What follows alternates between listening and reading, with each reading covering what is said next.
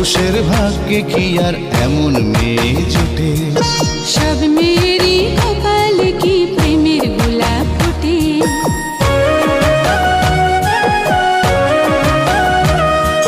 সব পুরুষের ভাগ্যে কি আর এমন মেয়ে জোটে?